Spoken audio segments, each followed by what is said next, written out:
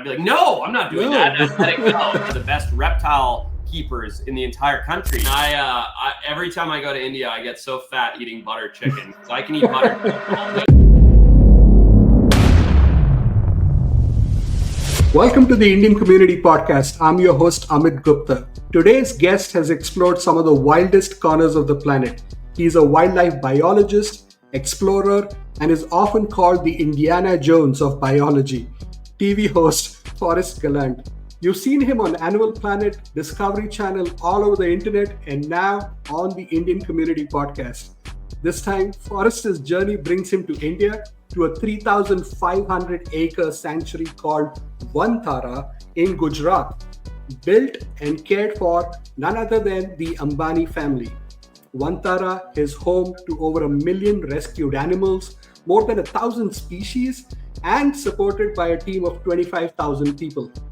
In his new series, Vantara Sanctuary Stories, which is premiering November 7th on Animal Planet, Forrest gives us a first look inside this extraordinary refuge. So Forrest, welcome to the Indian Community Podcast. I'm so excited to have you here. Oh, thanks, Amit. I'm excited to be here. It's the whole thing's exciting. Just being involved with India and Vantara and the Ambani family, the whole thing is very, very exciting for me. Awesome. So Forrest, let me start from the beginning, right? When I first heard your name, I was like, did this guy make it up? Yeah. So I was like, how did you get this name Forrest and ended up working in forests all across the world?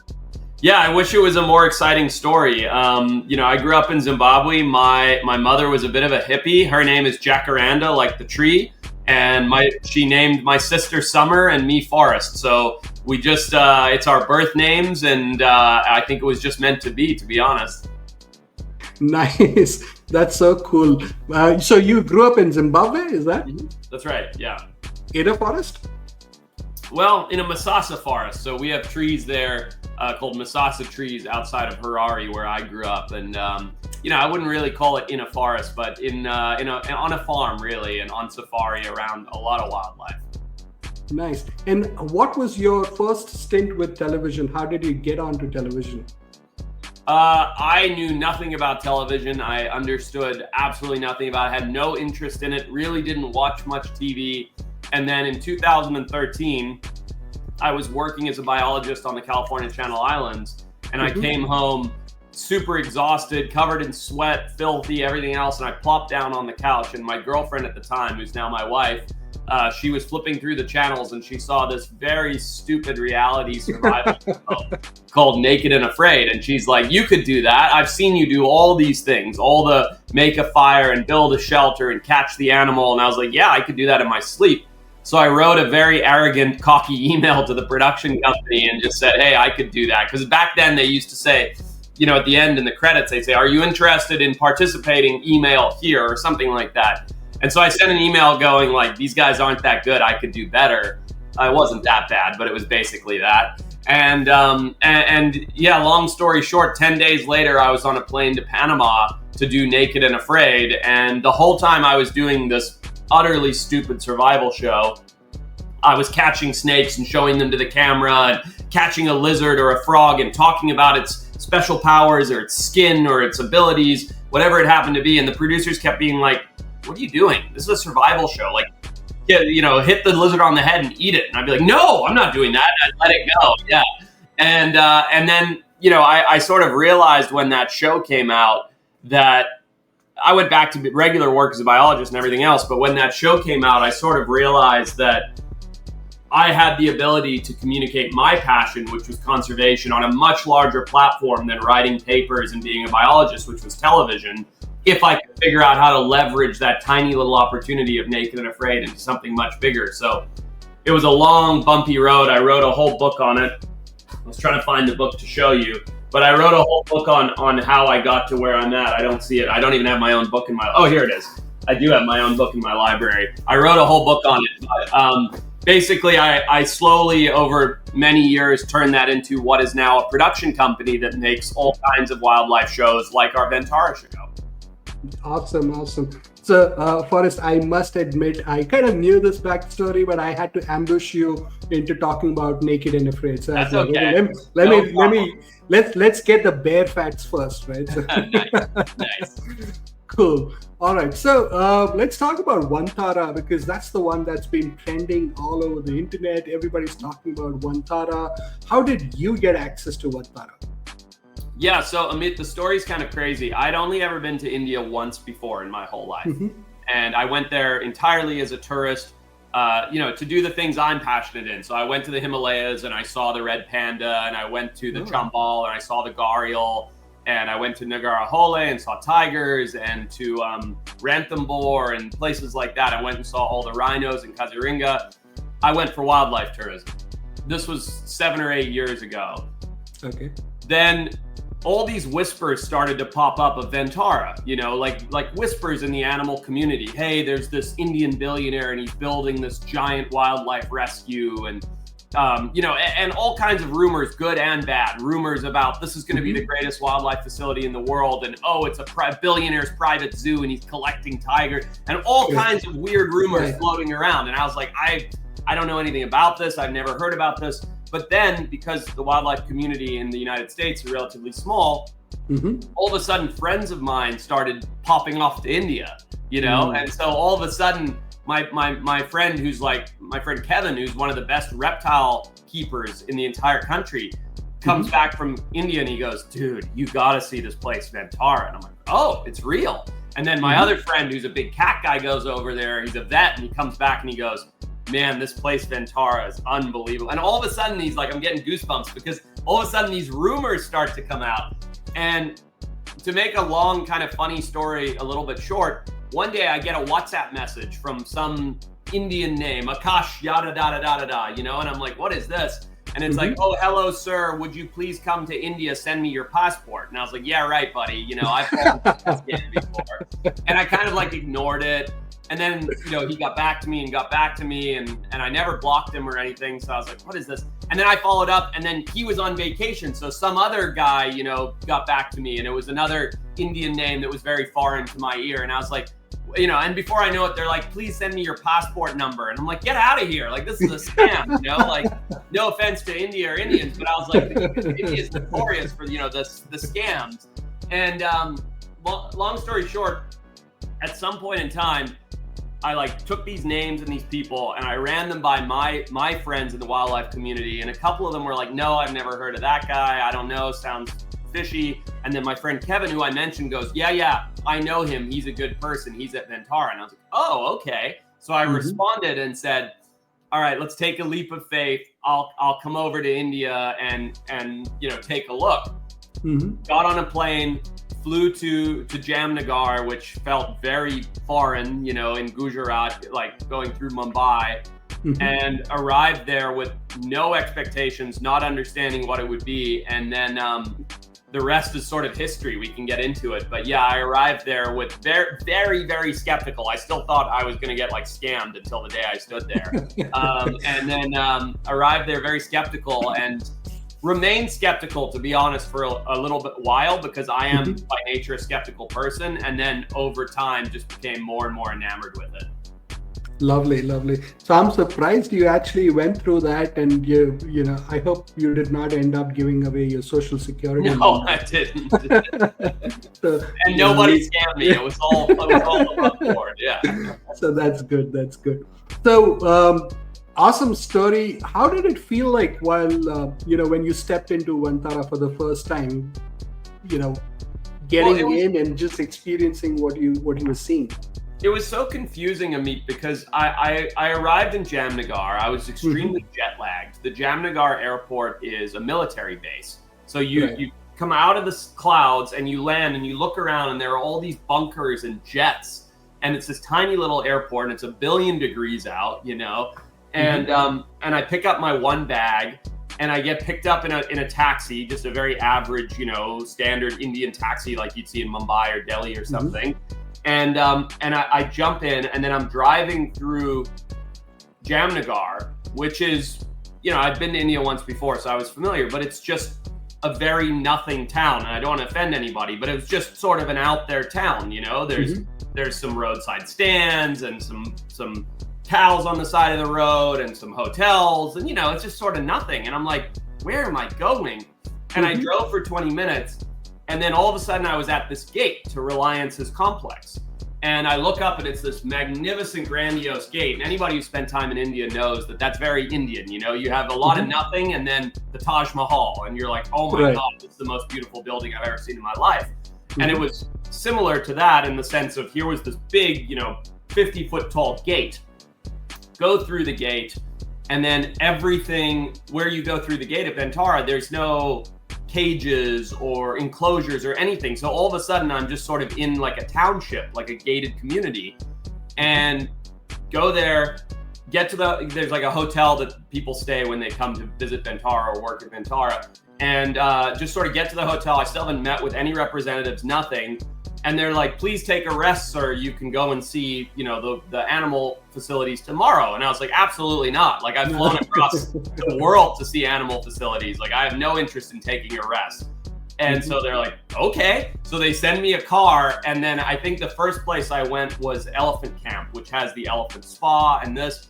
And you see it in one of my YouTube videos. I brought a cameraman with me on that trip. And I walked around, and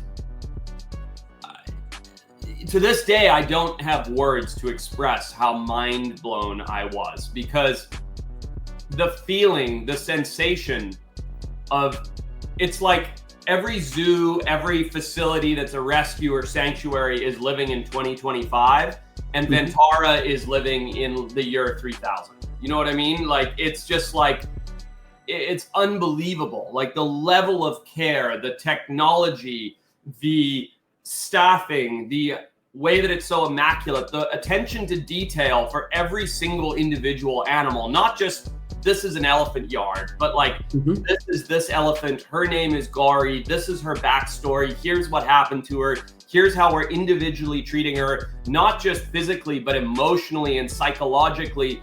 Here is the Eastern medicine where we have these herbs and these spices. Here is the Western medicine where we have a $10 million endoscope, you know, and that's for one elephant. And I'm just like, you see it in the video. I don't like to admit it, but I nearly cried. Like I got a lump in my throat the first time I saw it. I'm getting a lump in my throat even thinking about it now, because that was just the very first thing I saw. And then it goes on and on and on and on. Different areas within Vantara, different big cat facility, small cat facility, reptile, fish, birds. I mean, it just goes on and on and on. And I hope that in the series that's coming out, I'm able to sort of convey to the audience how incredible this place is, because there's nothing I can say on this podcast or to anybody or in any book or any social media post that could ever convey how fantastic this place is. Awesome. Yeah, of course, seeing is believing. So I'm sure when people watch the episode on Animal Planet, that's when they'll see and experience what you experienced when you were there. So I'm looking forward to it. I'm sure my kids are looking forward to it. So it is going to be interesting. So Forrest, you've been around the world. You've seen so many different animal sanctuaries. How would you rate Vantara versus everything else that you've seen? It really doesn't compare, Amit, to be honest. You know, there are some phenomenal wild, like zoos in particular, you know, like the Singapore Zoo and the San Diego Zoo are unbelievable facilities. I think the Singapore Zoo is probably the best zoo in the world. I think San Diego is very, very good. And I could list 100 more. You know, the Australia Zoo is great, so on and so forth. But all of these zoos and facilities, it's just so different. Those are zoos, which means they're designed for two things. They're designed for making revenue and having guests there. Vantara is not that. Vantara is designed with the animal first. And I'll give you a perfect example. If you go to the San Diego Zoo to see lions, you walk up to a glass wall and there's a nice manicured open enclosure so that you can see the lions. When you go to Vantara, the enclosure is not designed to view the lions. It's designed to make the lions happy. So when you go there and you walk up to the enclosure and you walk up to the glass wall, all you see is a bunch of grass. And you're like, where are the lions? And they're like, oh, they're in there somewhere. But lions like to hide in the long grass, so we don't cut the grass because it's not designed for human beings to view them. It's designed for the animals to have a refuge and to be happy in their enclosure. And so there were many challenges even with making the series because it's not designed for viewership. It is not designed for guests to come there and see the animals. It's designed for the animals to be happy. And so a lot of it, like the jungle enclosures, are big, dense jungles. It's really hard to see a tiger in a jungle, but when you have a tiger rescue and you make jungle enclosures, it's really, really hard to see them. So it really doesn't compare to anything else in the world because it's not designed for people to experience it. It is designed for animals to have a better life. And that is in itself a very beautiful thing. Awesome, Forrest. I'm actually getting goosebumps right now thinking about, what you mentioned about that personalized care, right? Knowing down to an individual animal and treating that animal special, right? That is phenomenal. So, I was going to ask you, do they really get the care that they need? But I think you've answered that question because that's a question that's on the minds of billions of Indians and people around the world. Are those animals getting the care that they need and they deserve? So the answer is yes, Amit. But what I want to tell you in a roundabout way is I really got an education by going to not just Vantara, but to India. And correct me if I'm wrong, and I don't want to offend anybody, but in Western conservation, in my field of science, what you think about is the greater good. So what that means is if an animal needs to suffer, for instance, take invasive species, like in the Florida Everglades, we have Burmese pythons, and they kill every Burmese python they can to protect the Florida Everglades. But the Hindi belief, correct me if I'm wrong here, is that every life is important and serves a purpose. They don't care whether or not it's an invasive species. They care for the environment, but the individual animal, whether it's a Burmese python or an elephant or a mouse or a lion or a crocodile, has purpose. And the thing that I learned and took away that was so impactful to me at being at Vantara is that every animal's life's value is important. And it is at the service of people, based on the Hindi religion, if I'm not mistaken, to make the life of that animal as comfortable as it can be. And please correct me where I'm stepping wrongly here, because I don't understand the religion very well. But I'm not a religious person. However, having this experience completely changed my perception of conservation, because I've always thought the traditional way of conservation, bad animals got to go, good animals got to stay. But when I got to Vantara, specifically in speaking with one of the keepers named Naman, who's become a very close personal friend, we talked, and he said to me, why not both? Why can't you care for the individual while also caring for the ecosystem? People like Anant Ambani have the resources to do both. We here at Vantara have the resources to do both. And it's sort of like, it was like this little aha moment where the light bulb went out, where I was like, why am I so black and white? Why is it good and bad? Why is it these deserve to be here and these don't? And so to answer your question, every animal there gets unbelievable, unparalleled care that I've ever seen, and I'm sure there are mistakes and accidents and everything else. We're human, everybody makes mistakes. But to me, I'll give you a perfect example, Amit. At the Vantara Wildlife Hospital at R&R, which is their headquarters, when I was there, Dr. Nikita, who's a reptile vet, was doing a jaw reconstructive surgery on an animal called an Argentinian tegu. So an Argentinian tegu, where you live in Atlanta, where I live in Santa Barbara, I can run down to the pet store and grab one for probably $25-$30, okay? If I've had enough of that, I would never do this. I could bop it on the head, I could flush it down the toilet, who cares, because it's a $25 pet from the pet store. But at Vantara, in came a rescued Argentinian tegu, I don't remember where this one came from, with a shattered jaw, and they performed what I would estimate to be a $30,000 jaw reconstructive surgery, where they 3D printed a jaw and sewed it back on so that the small lizard that cost $25 could have the best life ever. if that's not individual care, I don't know what is, because I don't know a single facility in North America or anywhere in the world that would put that level of care into an animal that could be replaced like that. And in the United States, in Florida, Argentinian tegus are an invasive species. So people are down there killing them as fast as they can. Meanwhile, in Vantara, they're giving them jaw reconstructive surgery. And I believe that's one of the stories we covered in the series. But like that level of care on an individual level, I have never seen anywhere else. Awesome, Forrest. I think another round of goosebumps for me, I would say. So a couple of things, right? So you did mention Hindi as a religion. So Hindi is actually the language. Hinduism is the religion. Yeah, Hindu is the religion. No, that's fine. I think it's easy to kind of mistake it, but the religion is actually Hinduism. Or there's another term that we use, Sanatan Dharma. That's like, the ancient term for that particular religion. Now, coming back to the ideology, right? So, in fact, the way India has always been an inclusive society, right? So we've always been that tolerant, inclusive society where animals, if you see a lot of our animals like the cow, the snake, they're all worshipped as revered species. There's a lot of people who will, go around, joke about it and, say, oh, they'll say a lot of things, but I think it's more than the belief of being a god. It's always been that how can we coexist, right, with all these animals in this ecosystem. And it also translates into a Sanskrit shlok, which is also the foundation philosophy of the Indian Community Podcast. In fact, the first episode, that's what we actually said, which is Vasudevam Kutumbakam, which is basically means the world is one family, right? So we're all one family, and it's not just humans, but it's also animals,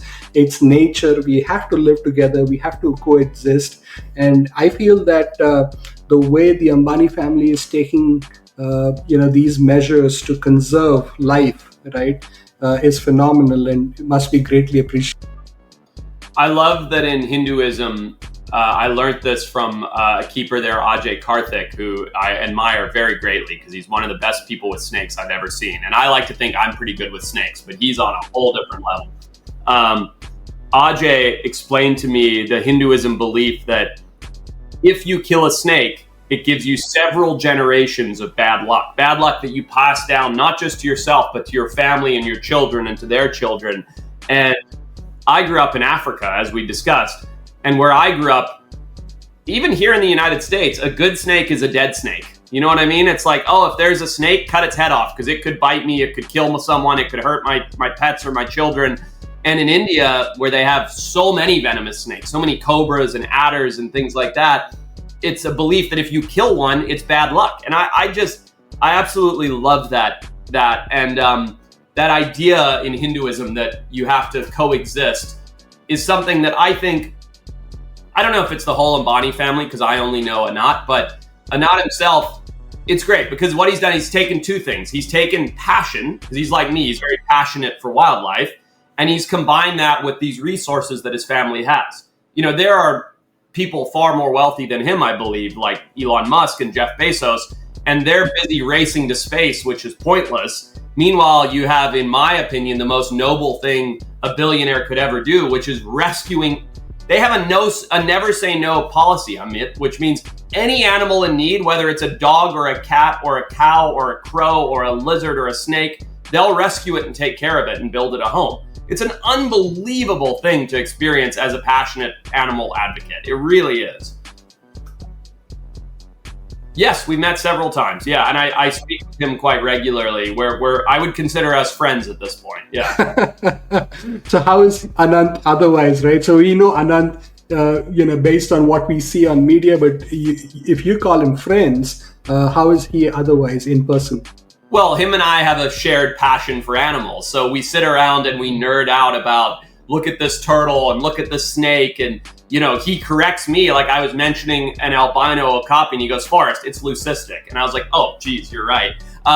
So our passion is around animals and wildlife. So when we meet, which has only been a handful of times, or when we talk on WhatsApp, we talk about wildlife. And so having that shared passion, I don't care who you are. I don't care what culture, religion, ethnicity you are. When you have a shared passion like that, there's always something to talk about. So that's what him and I enjoy talking about. And I think he's a great guy. I mean, you know, we're around the same age. I'm a little bit older than him. We talk about animals. We've grown up with the same role models, you know, Sir David Attenborough, Steve Irwin, and stuff like that.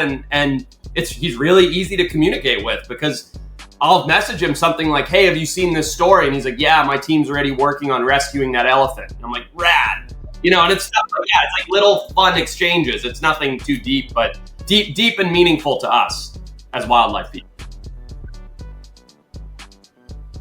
Because it's his passion. You know, this is not his business. He's an incredibly successful businessman, as you know, with Reliance Industries and everything his father and his siblings do. But this is his passion. Wildlife and animals is my passion, and it's his passion, and it's millions of other people passion around the world. And I think it is such a noble thing to be committing these resources to this passion. A race to space doesn't benefit us, right? And I don't want to talk badly about other billionaires or whatever, but Anant has taken his passion and converted his resources into something that is so beneficial to the planet, to people, to animals, everything. And in a sense, we're all just lucky that his passion is wildlife, because it's allowed him to use those resources to conserve this very, very important thing. Yeah, I think the distinction there is for people like Elon Musk.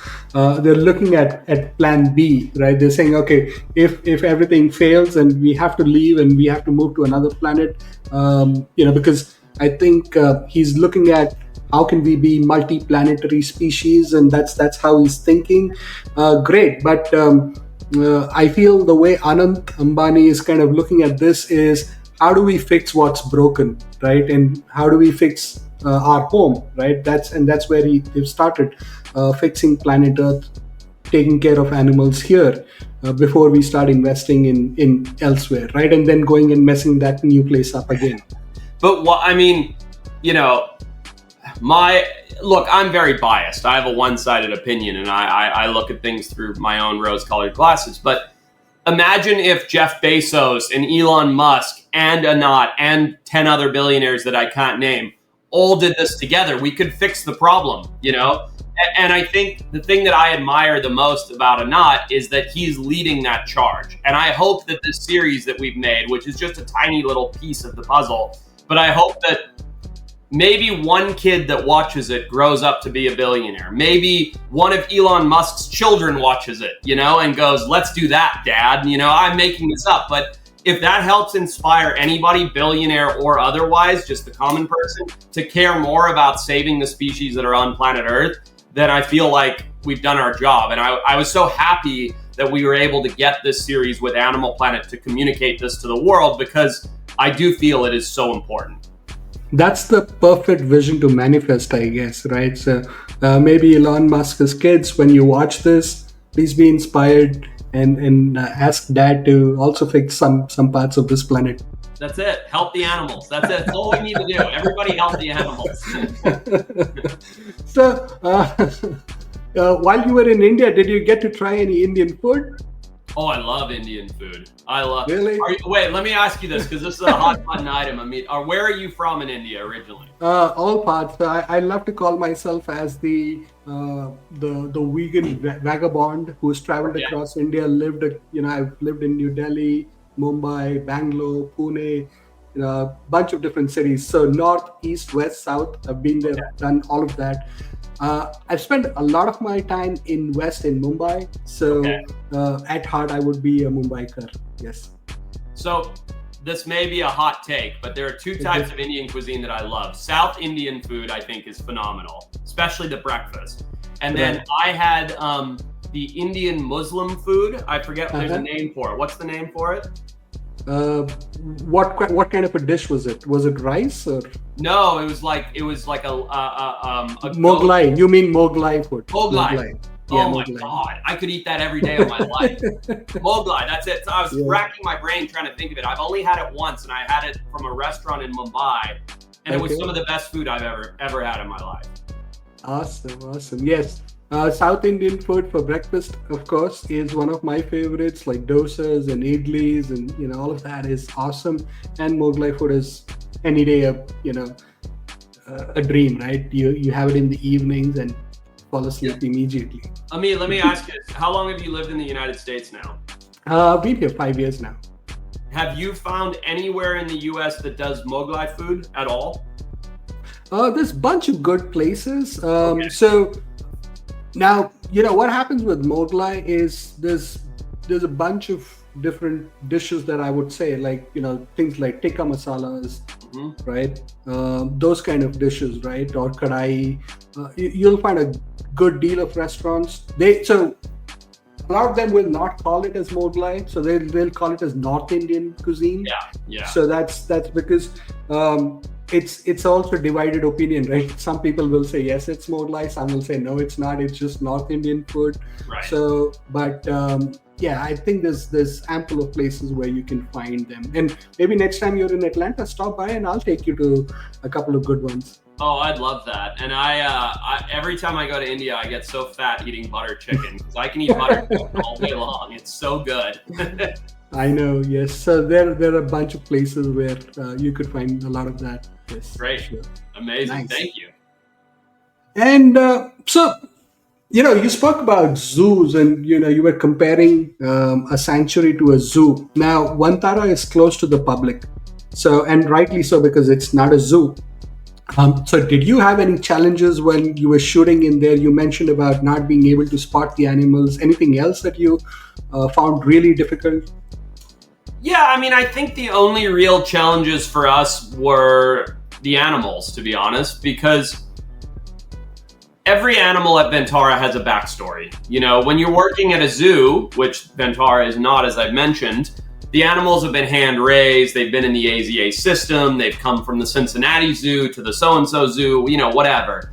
This is like, hey, here's Pancham, the man-eating tiger. Do you want to film him? And you're like, okay, sure. And they're like, but he either hides or attacks you. And you're like, well, how am I supposed to film him then? So, we had a lot of challenges telling stories of certain animals because of things like that. The tiger wanted to kill you through the cage because he was a man-eating tiger that had dental issues. Or, this animal's been terribly abused and it's scared of people, go film it. And it's like, well, how am I supposed to film this leopard that's been abused its whole life that just likes hiding in the corner to tell its story, without stressing it out further? Because if I go shove a camera in its face, I'm just going to upset it. So I think the biggest challenges came from filming stories like that and trying to convey those stories to the audience to say, look at what happens when we mistreat a tiger or when we encroach on a leopard's habitat or when we overcrowd a zoo or whatever it happens to be. So that was probably the largest challenge.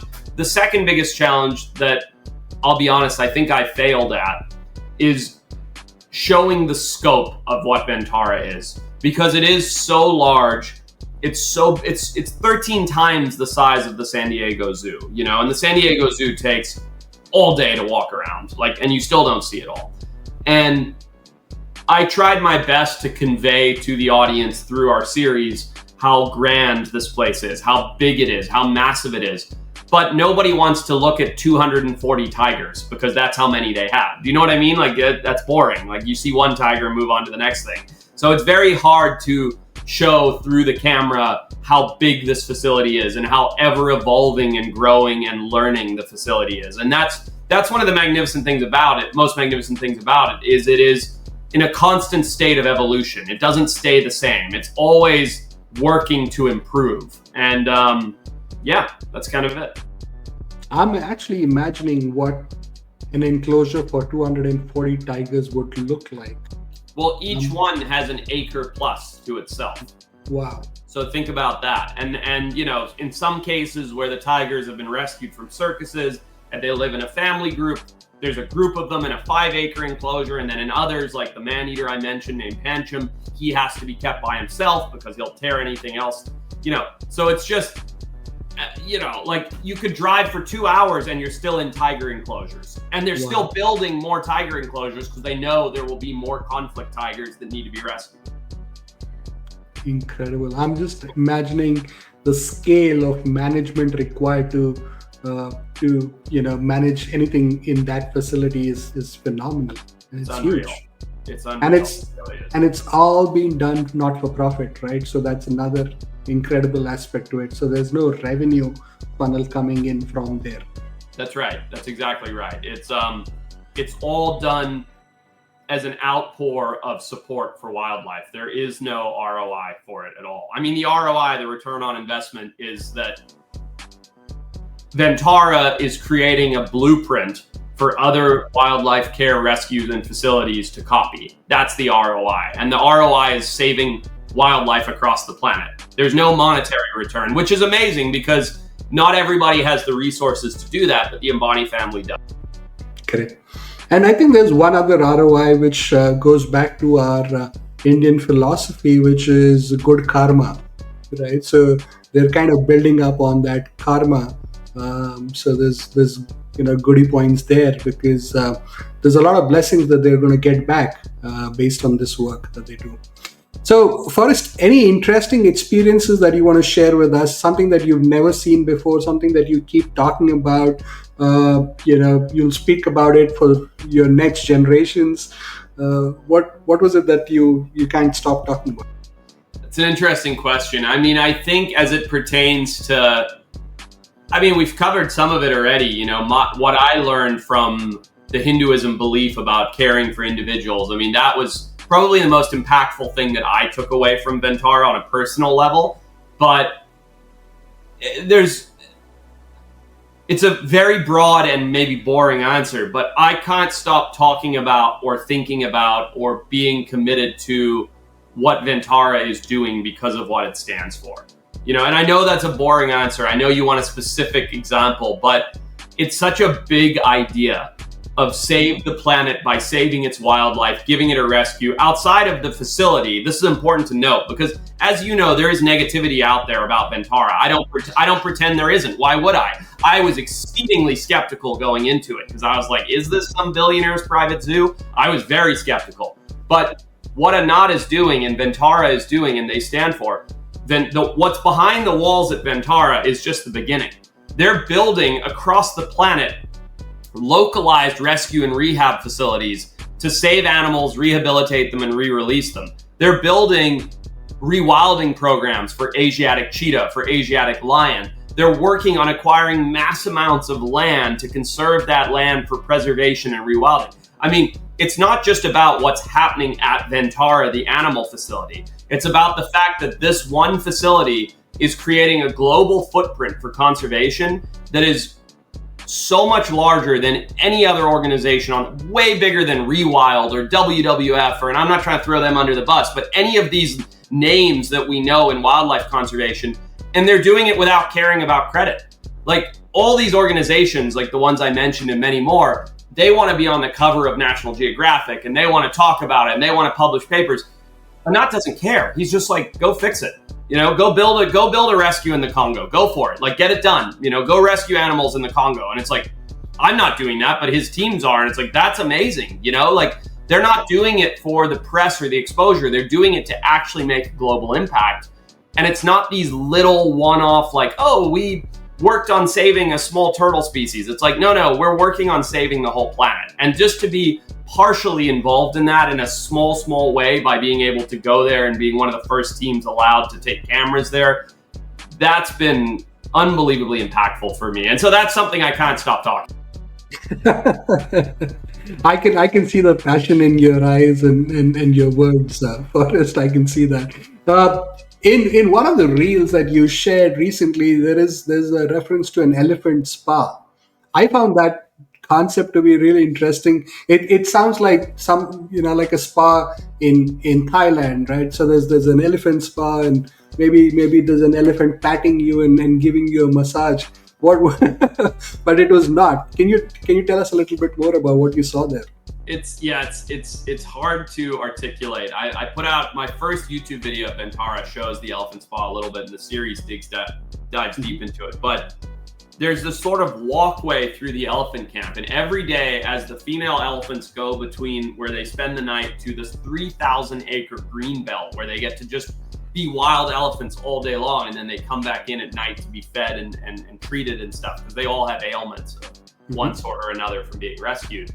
They go through the spa, and the spa is, dude, Amit, I cannot even tell you. It's so crazy. There's one pool that is a relaxation pool that is heated for elephants with arthritis, because elephants with arthritis, it hurts their joints because they're so heavy to walk on land. So they get to hang out in the water so that there's no weight. There's another that is literally the world's largest elephant jacuzzi. It's heated with jets and bubbles, and they get toys in there, and they can just swim in there and play. Then right next door to that, there's an area where there's a farrier who works on their feet, who cleans their feet, who gives them a pedicure. And there's a guy who gives them an oil massage. And there's a guy who just, as the elephants lie there luxuriously getting their feet tickled, just feeds them fruit, whatever fruit they want. And then there's a guy who checks their ears. And then there's a guy who checks their eyes. And then there's a guy who checks their teeth. And I just say guy, but then there's a woman who gives them an ultrasound. And then there's a person that, and the list, it goes on forever. You run out of things to talk about because there's so many treatments for these elephants. And I think it's because Anant told me in an interview that I actually have coming out soon on my YouTube channel that his first ever rescue outside of chickens was an elephant when he was 13 years old. And so I think this all stemmed from him rescuing abused elephants, because as you know, in India, elephants are used for logging, they're used for circuses, they're used for transportation, they're used for tourism, they're used for all kinds of things. So these animals have really rough lives until they make it to Vantara. And then the spa is just, I'm quite successful in my career, as you know, and I'm not bragging. So I have had the ability to go to fancy spas. I don't really like them. I've never been to a spa for humans that's on the level of this spa for elephants. Awesome. that tells me the scale of what somebody's going to be experiencing over there. So it's crazy. It's so crazy. It's so crazy. It doesn't make sense, Amit. And I think that's why there is negativity and rumors and stuff, because anytime a billionaire does anything, they're criticized, obviously. But it's on another level. There's nowhere, some places have, we have a nice pen for our elephant where it gets fruit. This place has an elephant hot tub. I mean, it doesn't even make sense when you say it out loud. It's so crazy. Too good to be true, but it is true. Yeah. It's true. Awesome. So, Forrest, now that you spend so much time with India, with people in India, and you're also observing this work so closely, tell us what your perceptions were about India before this series, and now that you're getting closer to what the Indian community is and the Indian way of life is, especially coming from US. I think a lot of Americans in specific have sort of two ideas of India. One is the eat, pray, love, it's all spiritual and holy, and you go there to find yourself, very Julia Roberts. And the other, sadly, is this negativity that we're seeing floating around. I'm just being honest with you. It's like India's smelly and dirty and everybody's rude and blah, blah, blah, blah. And I think that there's this lack of reality when it comes to understanding India, that there are rude people, there are mean people, there are dirty people, there's all that. There's also spiritual people, there's also lovely people, there's also friendly people, there's also clean things, there's also beautiful things, there's everything. India is such a massive country, and it's so diverse, and it has so many people, religions, cultures, castes, cuisines, climates. I mean, it's got everything, and I've only seen a small portion of it. I've been to maybe 10 or 12 places across India, but I love it. I think it's so diverse, it's so alive and exciting, and there's the quietest, deepest, darkest jungles, like absolutely Rudyard Kipling, style deep dark jungles, to New Delhi, which to me is awful because it's the craziest, loudest, noisiest, smelliest city, and everything in between. And what's so cool about India is you pick your poison. If you want the deep, dark, quiet jungle, or you want the crazy, chaotic, never sleeps New Delhi, take your pick. It's got everything. So true. My friend Rahul is going to be like, hey, don't talk about New Delhi. I live there. So when I went there, I went through the train station. Oh, you did? Yeah, so I went there to transit somewhere. And I mean, New Delhi is a city I only got to see a little bit, and I thought it was, other than the traffic, I thought it was pretty cool. But the train station, oh my God, that place is crazy. I've never seen so many people in one place as that train station. So next time you go to New Delhi, make sure Rahul is aware of it, and we'll fix you up on a cool Mughlai place. Oh, that'd be awesome. I would love that. I would really love that. Awesome. So Forrest, what's next? Are you doing anything else in India? Any upcoming projects in India? We'll see how this Vantara stories goes. I'd love to work with Animal Planet on a further series with that. And as Vantara itself expands its reach outside of the walls, one thing that I'm committed to doing and using my experience and knowledge for is helping them with their rescues, helping them with their rewilding projects, helping them with reintroductions and habitat conservation. And so while I mentioned Vantara is a global initiative, I think the nucleus is in India, specifically in the walls behind Vantara in Gujarat, and then it will expand from there. So I'll be back in India in 2 weeks. I'm going there to Vantara to help with some rescues that are upcoming. I'm going to be with the ambulance, with the field staff. Vantara is amazing because it's collected experts from around the world to contribute their knowledge. And my best knowledge is not about making TV shows at a rescue facility. It's about tracking, and it's about working with animals that are disappearing or in human-wildlife conflict mitigation. And so being able to bring my limited skill set to their team and just contribute wherever I can, help people, train people that haven't done it before, work with people that are far more knowledgeable than me and learn from them. That's great. So I believe, and we'll see on this next trip, that I'll be able to work a lot more in India outside the walls of Vantara, more on the rescue side and the rehabilitation side. And I'm very excited for that. Awesome. Yeah, I'm looking forward to hearing more about that, and we'll follow you and try and keep a tab on what you're doing. Sounds great. Forrest, last question, and this goes back to you being a biologist and somebody who's so passionate about working with animals, and animals essentially suffer from two primary reasons why they need rescuing, right? One is human beings, right, which is a big part of the problem, and then of course there's other natural circumstances, right? Somebody finds themselves in an awkward position. So what would you tell or give a message to human beings out there, and why they should think about animals, and why is it important for them to be thinking about animals? I think the biggest thing to understand, Amit, is that we as human beings are also just animals. We are also just animals. We are the smartest animals on the planet. And being given, the reason we're sitting here on a computer talking is because of our brains. And as we have been given or evolved, or it doesn't matter what your beliefs are, this powerful, powerful brain, in the quote of Spider-Man, with great power comes great responsibility, right? We have that power. Our responsibility as human beings is to protect this planet. And my passion in protecting this planet is animals. Your passion could be pollution. It could be waterways. It could be plastic, microplastics. It could be healthcare. It doesn't really matter what it is. But we have the power. We have this unbelievable brain that all of us share as human beings. We need to find within ourselves the responsibility to protect this planet.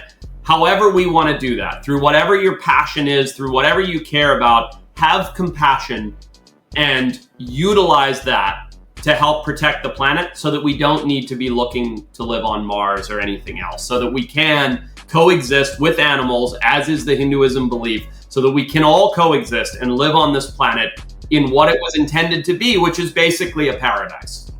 Correct.